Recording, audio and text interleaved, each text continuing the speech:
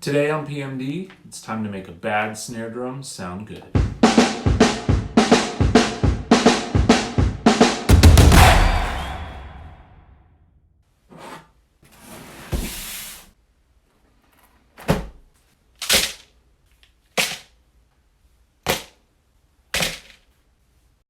Hey, so before we get started on this project, I just wanted to let you know that this video gets a little bit long because I go through a lot of detail related to this project. But for your benefit, I've put the timestamps down below in the description of all the different sections so that you can easily reference it in the future. Also, if you like this kind of content and want me to make more of it, go ahead and subscribe, like this video, and in the comments, let me know what other kind of content you'd like to see. Enjoy! Alright, so this is a video that I've been wanting to make for quite some time. Just haven't gotten around to do it. So here's what I did.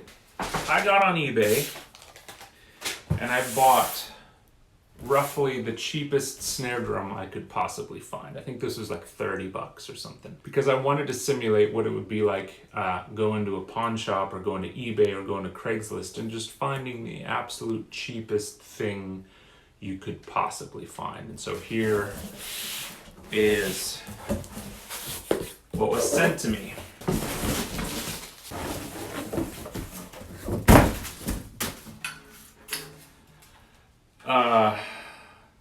Percussion Plus, apparently, is the brand, although it is about as generic as you can get. There is an Evans head on the top. It looks fairly beaten up. There's a Remo snare side head that does have the Percussion Plus logo, so I'm guessing the age of this drum is probably in the multiple decades, and this head hasn't been changed out since this was new.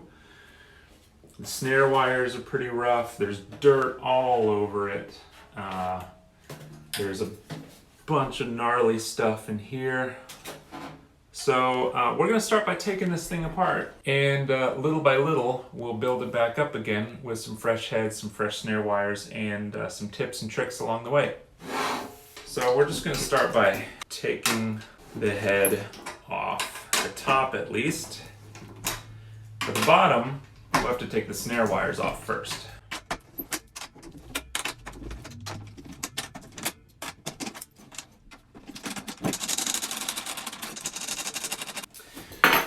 Before we get too much further, a bit of quick terminology, as these things get confused quite a bit. So this screw that holds the hoop down onto the head, this is called a tension rod. A lot of people mistakenly call these lugs, but the correct name is the tension rod.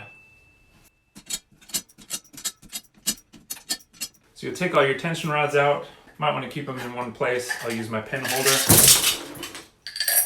and we'll put them in here. That's going to need some cleaning. And that is a Frisbee.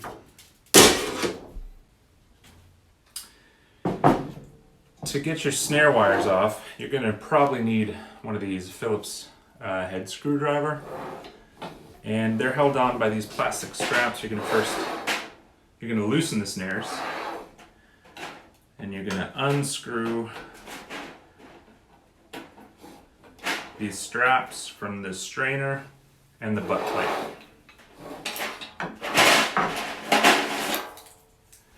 We're going to toss these because we have some new ones, but normally you'd keep these around.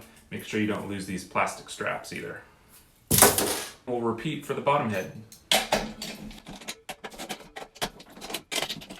You notice I'm only using the drum key to get them loose, and then I use my fingers to get them the rest of the way out.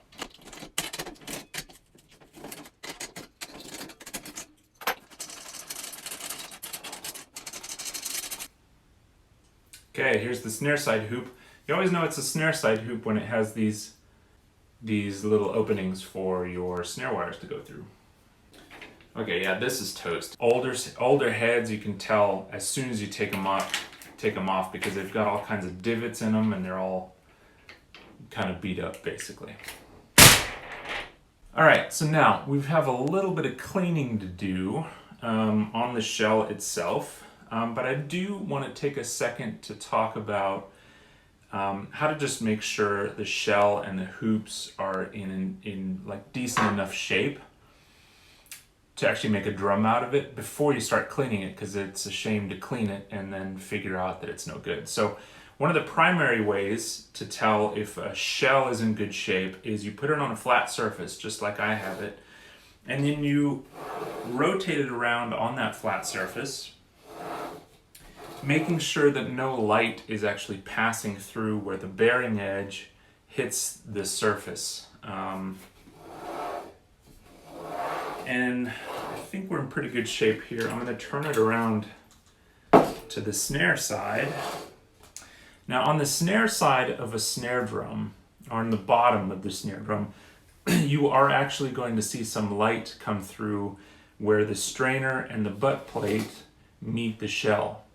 And this is expected. Those are what are called snare beds. Snare beds allow for the open vibration of the snares on the bottom of the shell. So that is about the only place where you should see light come through on the edge. I don't know if you can see that, but right down here, there should be some light showing from inside going out. So I think we're in good shape here. These are what are called triple flanged hoops because they have 3 flanges in them. There's all kinds of different hoop types. These are notorious for being out of round. They're also notorious for kind of being warped a little bit. So we're gonna see, I'm gonna use a similar technique. Yeah, these are a little bit wonky, but really honestly within tolerances, because you're gonna be hard pressed to find a triple flange hoop that isn't, perfectly in good shape. Now I am also going to check whether these are out of round or not. And the way that you do that is you actually put a drum head into the hoop. This is our new batter side snare drum head. And you just kind of check and see the fit to make sure that there is an even space all around where the head meets the flesh hoop. And I think we're actually in pretty good shape. So I would say we scored. Now I've got a bit of a mess here. So what I'm actually gonna do is I'm gonna get some cleaning supplies. Stand by. Okay, to clean this thing, first off, you're gonna need some shop rags. I just use old t-shirts. WD-40 may seem counterintuitive, but if you have any rust spots on the drum or on the hoops, this is going to be your best friend. And then I just like to use Windex, especially on a metal drum. On wood drums, you got to be a little bit more careful because you don't want anything that penetrates the grain or ruins the finish or anything like that. But on a metal drum, I'll just use Windex all day. Roll of paper towels always comes in handy. Now the other thing that I didn't mention at the beginning of the video that's probably worth going through real quick is the tools you will need. You've already seen the drum key.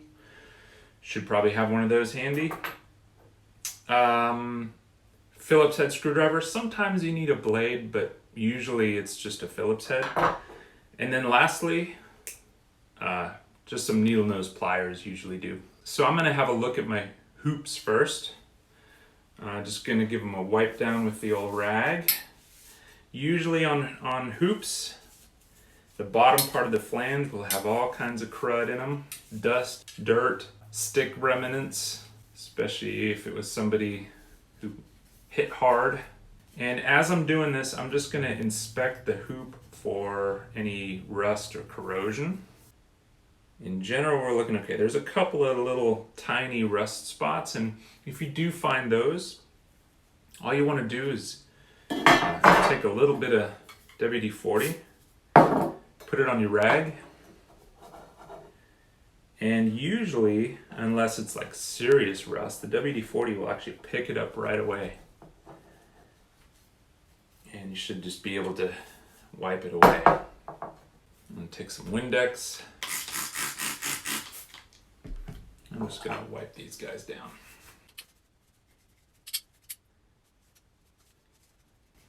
All right, looking good. Rinse and repeat with the other one. Whoever the previous owner of this snare drum was had some kind of black dog or something. Lots of hair in here.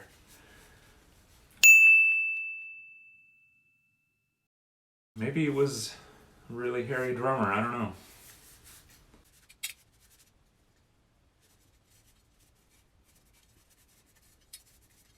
Okay, I think we're in good shape here.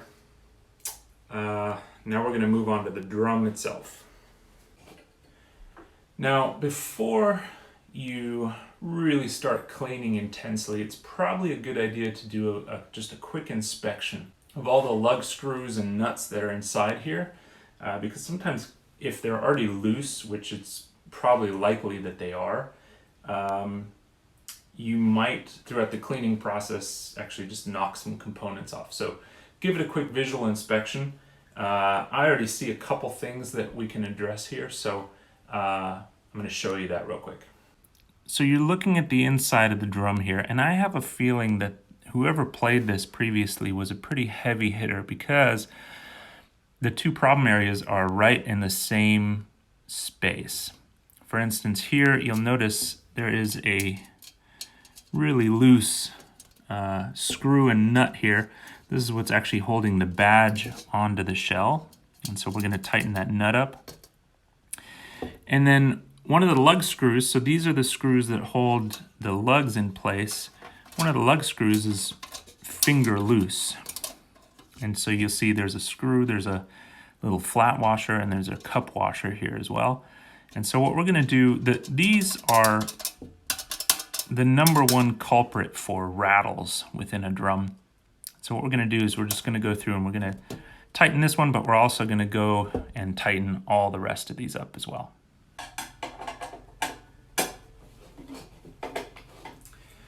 When you're tightening these, make sure you're not over tightening them. Just a couple turns past loose should do.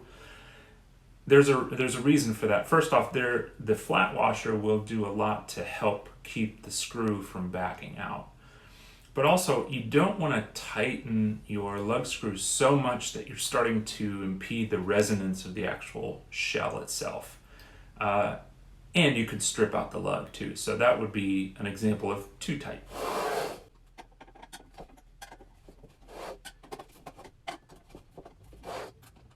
It's also a good idea to remember where you started, because I didn't do that this time and I'm just kind of going by feel. I'm guessing I'm almost done.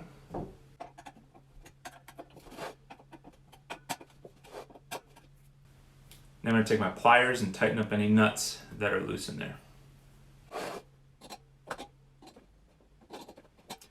If you're worried about damaging the nut with a set of pliers, you can always use a crescent wrench as well. In this case, I'm not going for super tight, so pliers work just fine.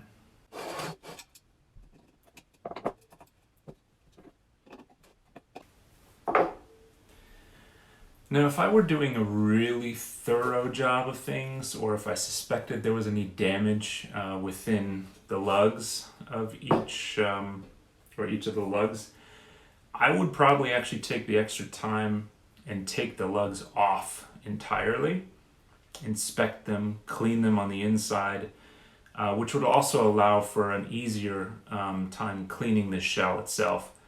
In this case, I'm not going to do that. It's a really simple thing to do if you do want to do it. It might be worth the extra time, especially if the drum's pretty cruddy. So now that I've got all my hardware tightened up, I'm going to take a rag and start cleaning the shell as well, much like I did the hoops. Again, this is a metal shell, so I'm not too worried about getting it wet.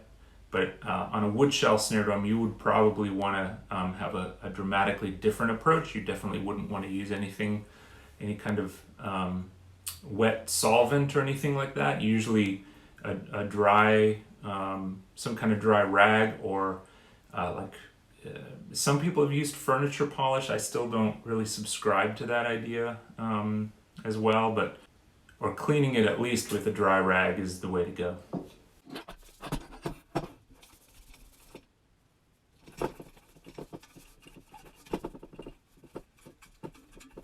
One thing, I don't know if you can hear it or not,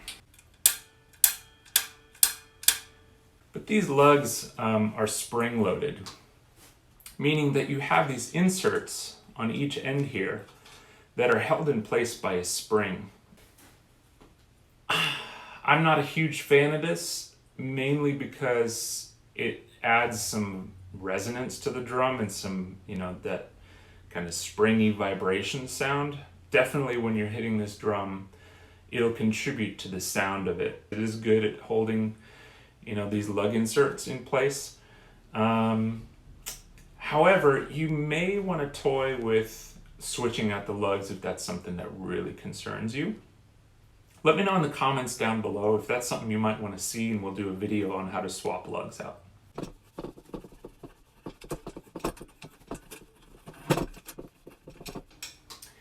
This is an example of where removing the hardware can be beneficial to you in actually cleaning the drum, because I'm literally running the rag underneath the strainer here just to clean the shell itself. So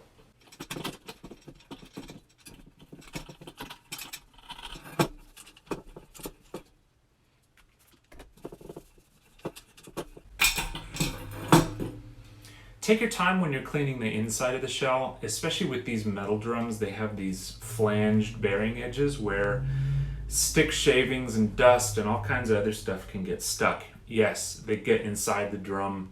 I don't know how, but they do. And they can add a rattle to your drum if it's, larger pieces. So take your time, make sure you're getting everything out of the middle of the drum, since this is kind of your last chance to do it before you put your heads on.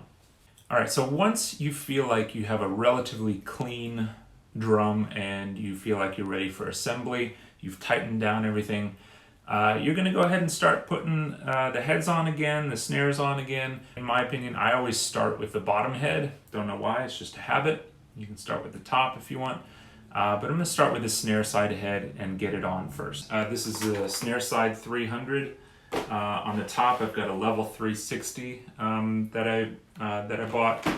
I'm not partial to Evans or Remo heads, really. I like both of them for different reasons. I chose these partly because they were cheap. But Remo or Evans, especially for a project like this, you can kind of get away with using either.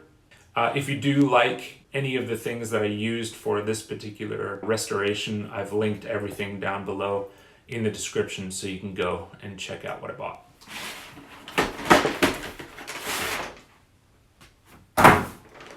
So this is your snare side head.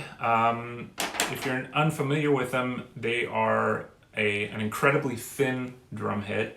The reason why they're so thin is because it allows for the resonance and the vibration of the snares against the bottom head. If you were to put a really thick head on the bottom, you wouldn't get that bright of a snare sound as you would with an actual snare side head.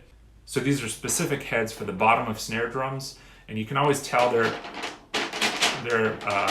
a lot flimsier than your kind of regular drum heads. So I'm going to put the head on. It should fit without any issues, and this one does. And so the next thing is getting this snare side hoop. I've made this mistake a few times, I have to admit, so I'm going to warn you about it, and just don't make the same mistake. But basically, remember your little cutouts for the snare wires. You're going to want to make sure those are where the strainer and the butt plate are, so that you can actually get the snares through them. It's been a few times where I've put the bottom head on and realized I had them in the wrong place, so I had to take it back off. Okay, so we've got the head on, we've got the hoop on. It's time to reinsert the tension rods. However, there's a bit of a debate that I would like to discuss briefly before we actually put the tension rods on here.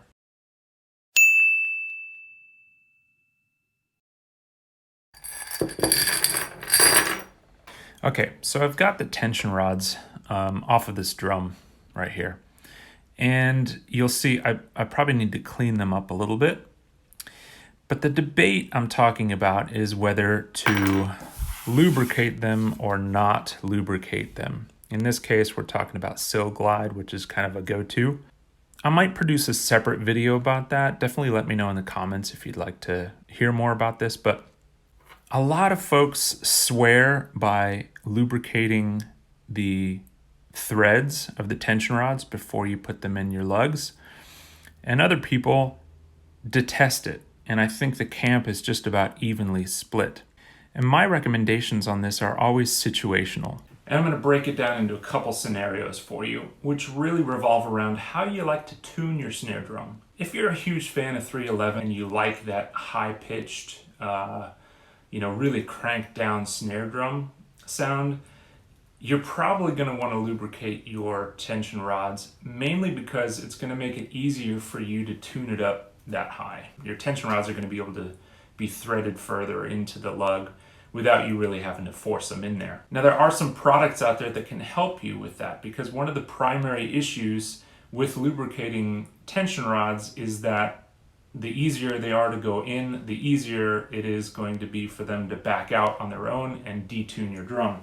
One really simple, cheap solution are these lug locks, most popularly made by Gibraltar. They're available in 6-packs, I believe. Super cheap. And you can install them on your tension rods after the snare drum is all tuned up, and it'll keep things relatively in place. We'll be doing that on this drum just to demonstrate it. But this is one solution to drums detuning when they have lubricated tension rods. If you are someone who likes a deeper, lower tuned snare sound and you're not so much worried about tension, I would say you could probably skip the lubricant, in which case you likely won't have any issues. A lot of folks like to use those lug locks regardless of whether they have detuning issues or not. So take it or leave it. So what I'm going to do now is I'm going to take my rags and I'm going to just quickly clean each tension rod just to make sure there's no debris or sediment on them.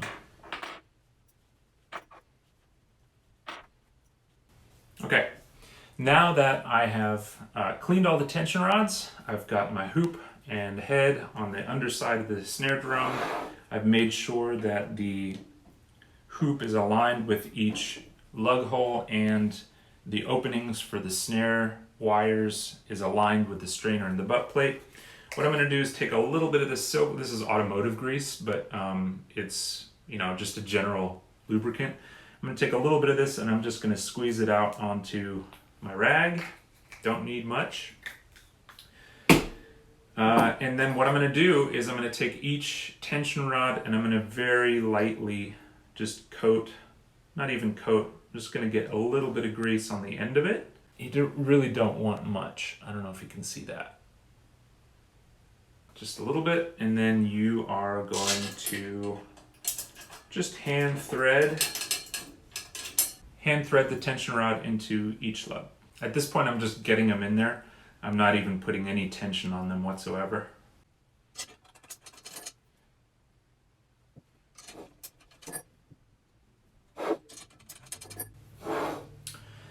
All right, now that I've got all the tension rods in, I'm going to just finger tighten all of the tension rods. I like to go opposite. So anytime you're tightening down a drum head, generally you're going to want to go in opposite directions and follow a star pattern. So this is a 10 lug drum. So typically what I'm going to do is I'm going to do each side or opposite sides. Then I'm going to go not to the next one, but to the second to next one, tighten those until I've gotten all the way around the drum. And what you're looking for here is just so the tension rod makes contact with the hoop and maybe just a tad further, just to lightly finger tighten them. But you at this point, you don't want to introduce a whole bunch of tension into the drum head.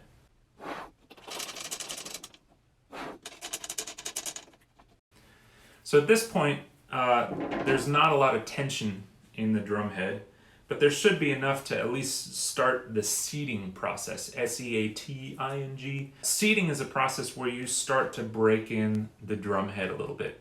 Now, as you put a new drum head, just like with guitar strings or violin strings or anything like that, when you put a new head on, over time it's going to start stretching out a little bit just because of the nature of the materials involved. And so you can, by properly seating a drum head, you can make sure, first off, that the drum head makes good contact with the bearing edges all the way around, but also so that you can get ahead of that stretching process just by pushing down on the center of the drum head a little bit. So it may be a little bit too early to do that. I'm just going to start just gently kind of pressing down it, and then once we introduce more tension into the drum head, at that point we can really start to seat the head. Next step is we're going to take the drum key, and I'm going to go about a quarter to a half a turn on each lug. Now this is where you're going to want to start paying attention to which lugs you're doing and where the star pattern really comes into play. Tighten one, you go to the opposite, over two to the opposite, over two to the opposite, and so on and so forth in basically a star pattern. So what I'm going to do now is just make sure that all tension rods have some sort of contact with the hoop and are finger tight. Then I'm going to start the star pattern. So I'm going to do half turn, across, half turn, over two, half turn, across, half turn, over two, half turn, across, and so on and so forth. Okay, so at this point, I should have a half turn put in on every tension rod, and you can see that I have some tension into my drum head, so I'm going to give it another push here. Give it a little bit more weight. Again, this seats the drum head onto the bearing edge and also stretches it out a little bit. You'll also notice I don't have a lot of tension here, but there are wrinkles right where the snare bed is, and that's because that the drum shell is actually concave at this point, and that's to be expected, so don't freak out about that. But especially when you're just starting to put tension into the drum, you're going to see those wrinkles right where the snare beds are. So I'm going to go another quarter to half a turn here. One tip is if you're following the star pattern and you don't want to necessarily keep track of every lug or every tension rod you've hit, just count to 10 as you're doing the star pattern and you'll be fine. So now you notice I've got some tone. I still have a couple wrinkles. What I tend to like to do for the bottom head, the snare side head, is I like to tighten it just to the point where there aren't any wrinkles and there's some tension at the snare bed. So I'm going to go probably another quarter turn or so. 9, 10. Okay, the wrinkle is gone. Now, we're going to do a separate video on tuning. We might do several videos on tuning. Generally though, what you're going to want to do is make sure that the pitch of the drum head when you tap on it, I like to use my drum key, is the same at every lug position.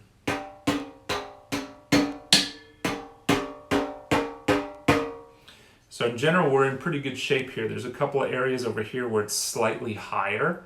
And so at that point, you can make a decision based on the pitch of your head currently, whether you want to take the other lugs up or whether you want to take those down. In general, I'd like to try to go up, and it's always better when you're tuning a drum to start from the bottom and take it up versus taking it up to a certain pitch and then backing it off, because that can mess with how the drum head sits on the actual shell. This is why, for instance, timpanists, orchestral timpanists, when they are tuning a pitch with the pedal, they're usually starting at the bottom and going into the pitch versus backing off of a pitch. Same exact concept.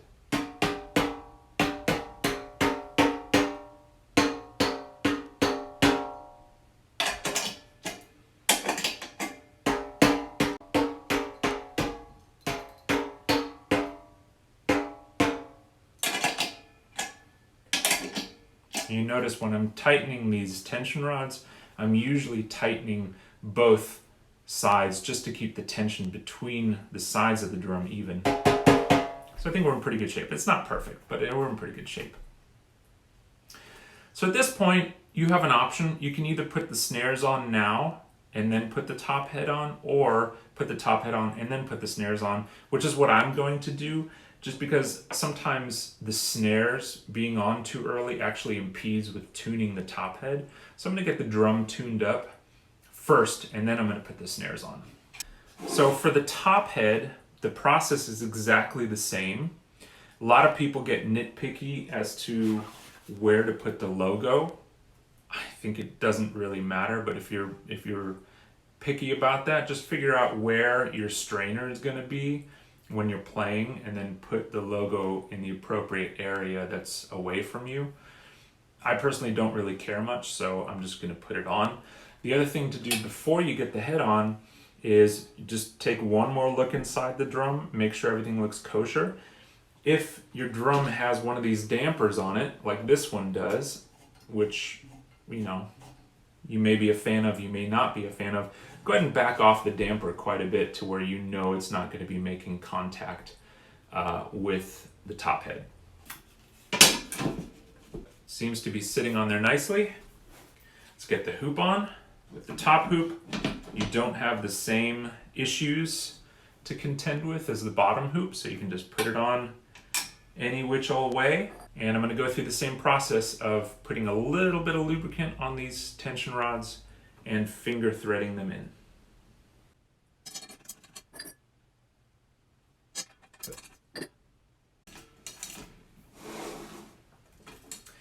All right, now I'm going to finger tighten.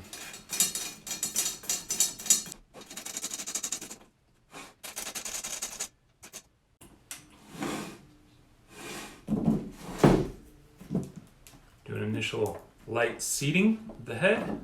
We'll introduce some tension by about a half turn. One.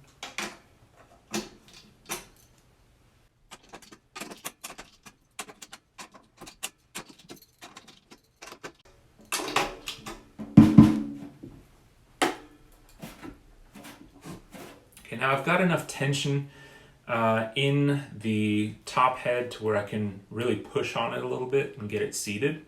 And I can also start to slowly dial in the pitch and see kind of where we end up here.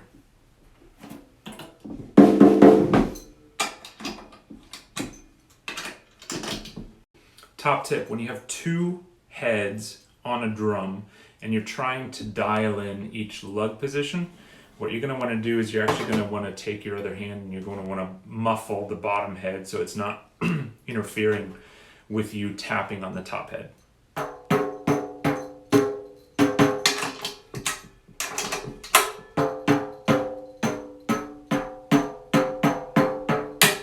So this is an interesting case that you'll find quite a bit. There's one lug position here that I found that had a lower pitch, and I automatically knew that the opposite side would have a lower pitch as well. It's just one of those phenomena that's quite common. So what I'm going to do is I'm going to keep going around. I'm going to refine the pitch, trying to go up into the pitch with each lug position, and try to dial it into as close the same pitch as possible.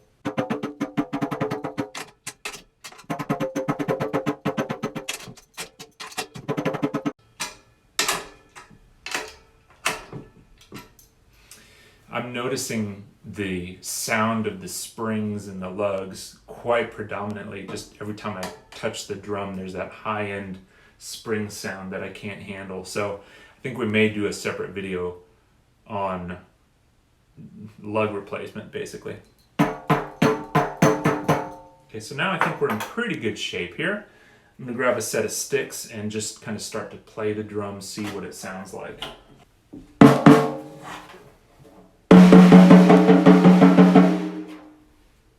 Not bad. So you're actually hearing a lot of the snares up there vibrating with this guy as well. But overall, I'm pretty happy with the way he's sounding. I'm not gonna tune up just yet because once we get the snares on, it's gonna add a lot of brightness to it. So I may not wanna tune up anymore.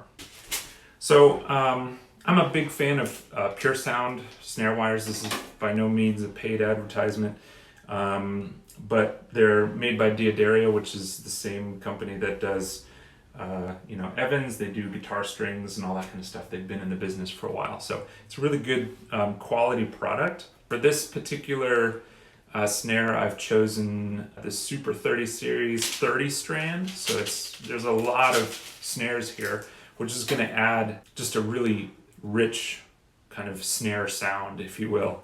These are linked in the description below, so if you want to pick up a pair, go for it.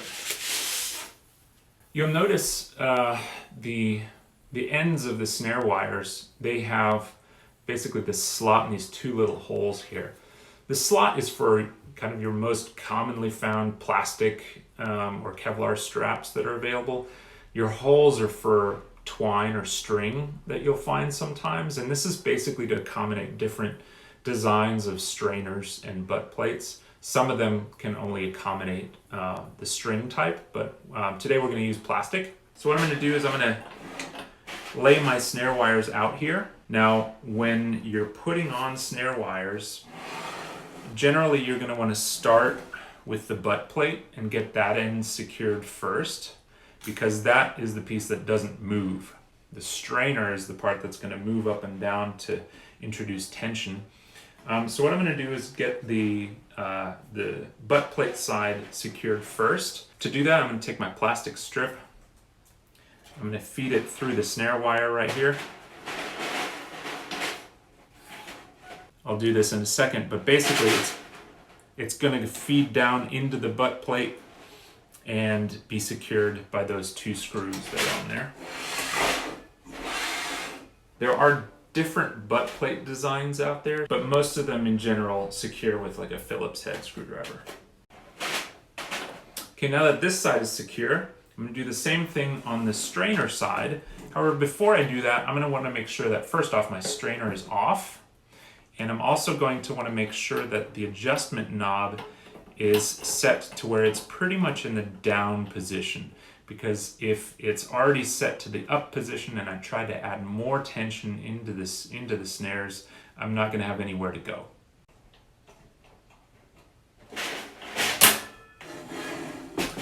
Okay, now it may take a little bit of fine tuning for you here, because remember, you're going to want your snares to have an off position. So in other words, when you take the strainer off, you're going to want to make it to where the snare wires don't actually touch the head. However, when it's on, that they're securely on. So again, you may have to play with some of the positioning a little bit, some of the tension on the strainer. It's just going to take a little bit of time. But in general, when the snare wires are engaged, you're going to want to make sure that they have a little bit of tension, not too much, that the bottom is quite raspy. And then when you throw it off, it should be noticeably looser, so that when we actually hang the snare drum right side up, that they don't touch at all. You probably can't see that, but they're not touching the bottom head at all. However, when I turn the strainer on, you'll notice that there's immediately a snap, and you can start to then play with the tension on your snares. That is a whole nother topic of debate. Some folks go super high tension, some folks go super loose. I like it somewhere in the middle. It just really depends. You're always going to get sympathetic vibration of snares. On records and in recording studios, they have ways of eliminating or minimizing how much of that is heard on records. But believe me, in studios, you hear snare rattle all the time. It just kind of happens. But you're going to want a nice intermediate kind of position for your snares.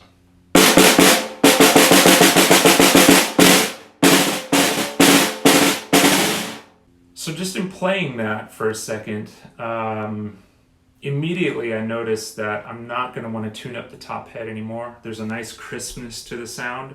The snare wires are doing what I want them to. Pitch-wise, I seem to be in good shape. So I think we're actually in pretty good shape. I'm going to pop it on a snare stand real quick and play a couple things just so you get a sense for what it does sound like.